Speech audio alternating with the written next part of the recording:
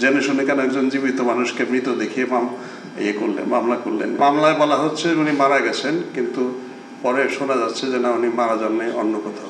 এই ক্ষেত্রে আমাদের তো সুস্পষ্ট আইনানুগ পদ্ধতিই আছে। আসলে এটা যদি উনার ভুল বোঝার কারণে উনি হত্যা মামলা দিয়ে থাকেন, তাহলে তার বিরুদ্ধে মিথ্যা মামলা দায়েরের অভিযোগটা আসবে না। কিন্তু এটা যদি বাই মিস্টেক, মানে একেবারে ইন গুড ফেথই হয়ে থাকে, সেই ক্ষেত্রে মামলাটা শুধু ফাইনাল রিপোর্টই হবে, মানে মিস্টেক অফ ফ্যাক্ট হিসেবে ফাইনাল রিপোর্ট হবে।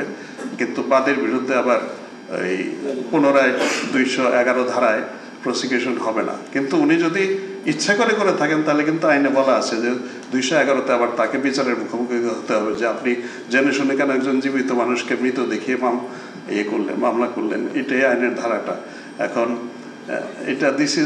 এটাই আমাদের ফলো করা, অনুসরণ করা উচিত।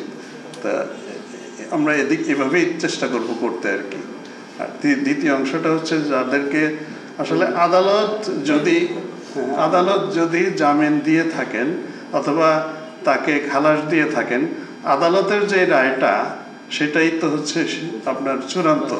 আমরা যাই বলি না কেন, কাজে ওইটাকেই আমরা রেসপেক্ট করব অথবা শ্রদ্ধা করব। আমরা তো এর বাইরে অন্য কিছু বলতে যাব না।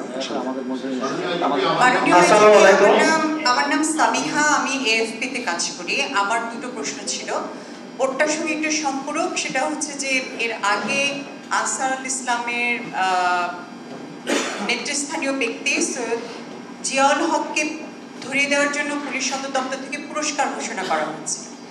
তো আপনারা কি এখনো সেই জায়গায় আছেন? তিনি কি এখনো ফেরার এবং তাকে ধরিয়ে দিলে পুরস্কার দেওয়া হবে?